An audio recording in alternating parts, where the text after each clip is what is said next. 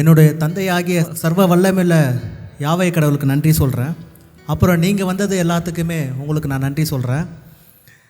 இலக்கியன் பவுல்தாசன் முதல்ல பார்த்திங்கன்னா என்னுடைய தந்தை நஸ்ரேன் அவர்களுக்கு பார்த்திங்கன்னா கலைக்காவிரியில் SM ஜார்ஜ் அவர்கள் மூலயமா கடவுள் ஒரு வேலை கொடுத்தார், வீடியோ ஒளிப்பதிவாளர் வேலை. அது வழியாக தொடர்ந்து எங்கள் அண்ணன் இலக்கியன் பவுல்தாசன் அவருக்கு அந்த வீடியோ எடிட்டிங் வேலை தெரிஞ்சுக்கிட்டு அந்த வேலை பார்த்தாரு. நான் அப்போ ஸ்கூல் படிச்சுக்கிட்டு இருந்தேன். அப்போ பார்த்திங்கன்னா அவனோட வேலை முதலாக எதை ஆரம்பித்தாங்கன்னா கல்யாண கவரேஜ் ஒர்க் எடிட்டிங் பண்ண ஆரம்பித்தாப்புல முதலாக ஒரு எடிட்டிங் படத்தொகுப்பு பண்ணி அதை எல்லாத்து முன்னாடியும் பப்ளிஷ் பண்ணது கேம்பியன் ஸ்கூல். அது முதலாக அதோட பிரிவி பார்க்குறப்ப எல்லாமே அவனை பாராட்டினாங்க. எனக்கு அப்போ இந்த வேலையை பற்றிலாம் எனக்கு தெரியாது. ஆனால் அவன் வேலை செஞ்சதை நான் வேடிக்கை பார்த்துருக்கேன். எப்படின்னா ஒரு வேலை செஞ்சுட்டா அவன் எந்திரிக்கவே மாட்டான். அப்படியே அவர் உட்காந்து சோறு சாப்பாடு தண்ணி எதுவுமே அவர் அதை பற்றியே கவலைப்பட மாட்டார். காலையிலேருந்து நைட்டு முடிய ஆனாலும் அந்த வேலையை முடிச்சுட்டு தான் அடுத்த வேலைக்கு போவார். தூக்கமும் இருக்காது. அதை நைட் அண்ட் டே ஒர்க் பண்ணி முடிச்சுட்டு தான் அடுத்த வேலையை பார்ப்பார். அதிலேருந்து தொடர்ந்தது தான் அவரோட படத்தொகுப்பு பணி. ஆனால் நான் பார்க்குறப்ப அவரோட கொஞ்சம் வேலையெல்லாம் நான் பார்த்துக்குவேன். ஏன்னா ஒர்க் பண்ணுறாப்புல அப்படிலாம் நான் வேடிக்கை பார்த்துட்டு, ஆனால் எனக்கு அந்த வேலையில் விருப்பம் இல்லாதனால நான் இங்கிட்ட வந்துடுவேன். ஏன்னா நான் இப்போ ஸ்கூல் படிச்சுட்டு இருந்தனால. ஆனால் ஒரு காலம் வரப்போ நான் அந்த எடிட்டிங் ஒர்க்கு பண்ண ஆரம்பித்தேன். அப்போ தான் எனக்கு தெரிஞ்சு அதோட கஷ்டம் எப்படி என்னான்ட்டு. ஒரு காலத்துக்கு அப்புறம் நம்முடைய முன்னாள் ஆயர் அந்தோனி டிவோட்டா என்னை ஒரு ஃபோட்டோகிராஃபராக மாற்றிட்டார். அப்போ அந்த வேலையில் போகிறப்ப நான் இந்த வேலையை கொஞ்சம் ஒதுக்கி வச்சுட்டேன். ஆனாலும் அந்த வேலை நான் ஒரு டாக்குமெண்ட்ரி ஒர்க் செய்கிறப்ப அதோட கஷ்டம் எனக்கு தெரியும்.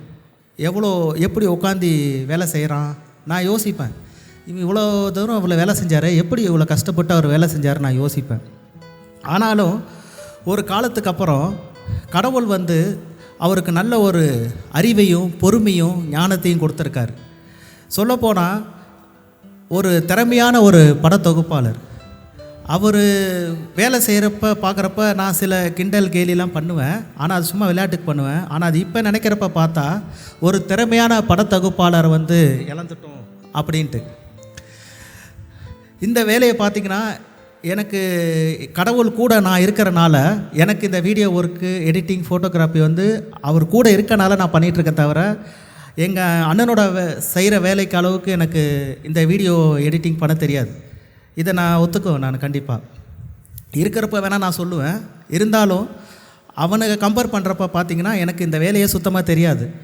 நான் ஏதோ ஒரு கடவுள் கூட இருக்கிறனால அவரோட பிளெஸ்ஸிங்னால ஏதோ நான் ஓட்டிக்கிட்டு இருக்கேன் தவிர. ஆனால் உண்மையான ஒரு திறமையான ஒரு படைப்பாளி யாருன்னா இலக்கியன் பவுல்தாசன் தான்.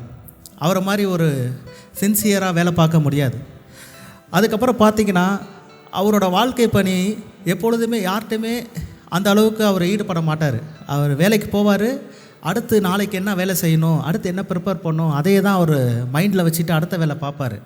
ஆனாலும் இவ்வளோ ஒரு பெரிய வேலையில் இருந்தாலுமே எல்லோரும் நினைப்பாங்க இவர் கடவுள் கூடயே நெருங்கி இருக்க மாட்டேங்கிறாப்லையே, அது ஒன்று தான் இவர் கோயிலுக்கே போக மாட்டேங்கிறாப்லையே, கடவுளை பற்றி பேசினாப்லையே கடவுள்கிட்ட நெருங்கி வரமாட்டாப்புல அப்படின்னு நீங்கள் எல்லாம் பேசியிருப்பீங்க. அது என்கிட்டயே நிறைய பேர் சொல்லியிருக்கீங்க. ஆனால் அது தவறு.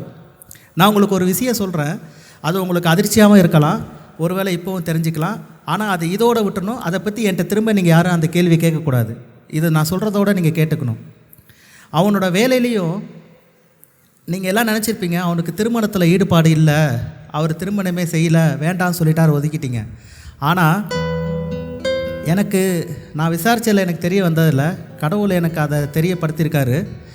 அவனிடமும் ஒரு காதல் இருந்துச்சு, அது திருமணம் செய்யணும் அவனுக்கு ஆசை இருந்தது.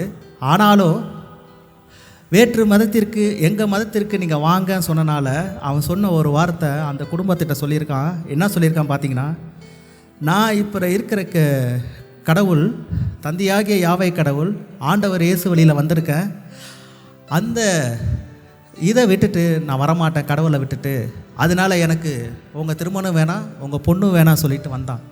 இதை நான் கேள்விப்பட்டோன்னே எனக்கு ரொம்ப சந்தோஷமாக இருந்துச்சு. நம்ம தான் கடவுள்கிட்ட நெருங்கி இருக்கோம், பார்த்தா நம்மளை விட அவன் இன்னும் நெருங்கி கடவுள்கிட்ட இருந்திருக்கான். அப்போ நான் மனசில் நினச்சேன், ஏன்னா கடவுள்கிட்ட எனக்கு அதை வெளிப்படுத்தினது எனக்கு ரொம்ப சந்தோஷமாக இருந்துச்சு. நான் அவனோட தம்பின்னு சொல்கிறதுல ரொம்ப பெருமைப்படுறேன்.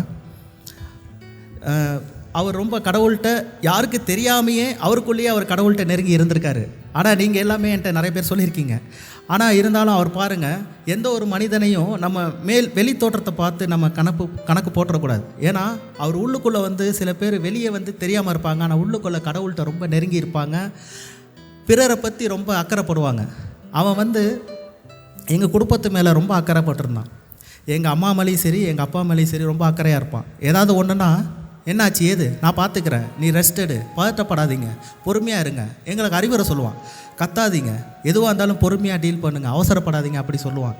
நான் அப்போல்லாம் எனக்கு தெரியும், அவன் இறப்ப அன்னைக்கே சொல்லியிருப்பான், அவன் என்ன நினைக்கிறான்னு தெரியும், அவன் என்ன பேச போகிறான்னு தெரியும், நான் என்ன நினைக்கிறேன்னு தெரியும், நான் என்ன செய்ய போகிறேன்னு அவனுக்கு தெரியும். நான் உங்கள்கிட்ட ஏற்கனவே சொல்லியிருக்கேன். அதனால் அவன் கடவுள்கிட்ட எப்பொழுதுமே நெருங்கி தான் இருந்திருக்கான். அவன் என்றைக்குமே கடவுளை விட்டு விலகி போகல. பார்த்திங்கன்னா அவன் இறப்பு வந்து உங்களுக்கு ரொம்ப வருத்தமாக இருக்கலாம். ஆனாலும் அந்த இறப்பில் வந்து நான் ஏற்கனவே சொல்லியிருக்கேன், கடவுள் வந்து எங்கள் குடும்பத்து கூட இருக்கார், உங்கள் கூட இருக்கார். அவனை விண்ணகத்தில் மகிழ்ச்சியாக வாழ்ந்துட்டுருக்கான். அவனுக்கு பூமிக்குரிய வாழ்க்கை முடிந்தது. அவனுடைய திட்டத்தை கடவுள் நிறைவேற்றிட்டார். கடவுள் பணியில் அவன் எவ்வளோக்கு எவ்வளோ செய்யணுமோ அவன் செய்த வேலை எல்லாமே கடவுள் பணியாளர் செய்த வேலையில் தான் செஞ்சுருக்கான், தவிர வெளி ஒர்க்கு செஞ்சது ரொம்ப கம்மி. அதனால் கடவுள் வந்து அந்த திட்டம் நிறைவேற்றனால அவனை விண்ணகத்துக்கு எடுத்து கொண்டுட்டார். நீங்கள் பார்த்தீங்கன்னா இறப்புங்கிறது எல்லாத்துக்குமே ஒரு நாளில் வரதான் செய்யும்.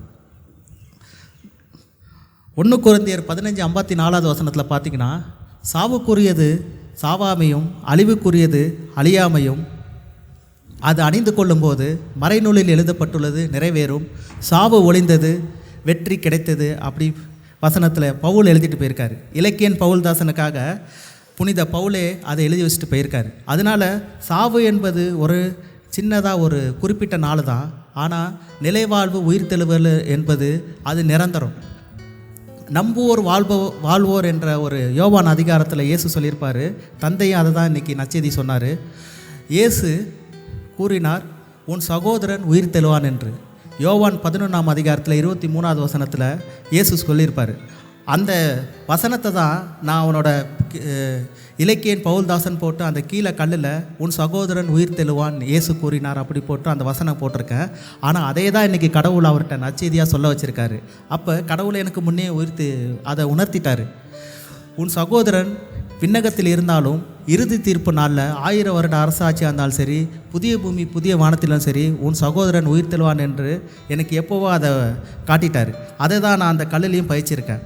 இருந்தாலுமே என்றைக்குமே நம்ம எல்லாருமே எந்த ஒரு சூழ்நிலை, இப்போவும் அதான் சொல்கிறேன், எந்த ஒரு சூழ்நிலையிலும் சரி, எந்த ஒரு எவ்வளோ பெரிய துன்பமாக சரி, இறப்பாக இருந்தாலும் சரி, நம்ம ஒருபோதுமே கடவுளை வந்து ஒரு செகண்ட் கூட திட்டிடக்கூடாது. ஏன்னா அவர் இது முடியும், இந்த செகண்ட் முடிய நம்மளை பாதுகாக்கிறாரு, நம்ம சுவாசிக்கிறதுக்கு காற்று உணவு நீர் எல்லாமே கொடுத்துருக்காரு.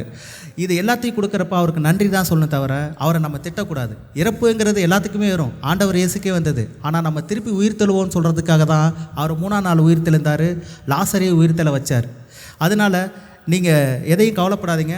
இன்னொன்று நான் சொல்லிக்கிறேன், என்னோடய திருமண வாழ்க்கையை பற்றி எங்கள் சொந்தக்காரங்களும் ஃப்ரெண்ட்ஸுங்க எங்கள் வீட்டிலே எல்லாம் கவலைப்படுறாங்க. நான் இப்போவும் சொல்கிறேன், தந்தையாகிய யாவை கடவுள் அவர் எனக்கு என்ன செய்யணுமோ அதை கரெக்டான நேரத்தில் செய்வார். நீங்கள் சொல்கிறீங்க காலம் கடந்துச்சு வயசு போகுதுன்ட்டு.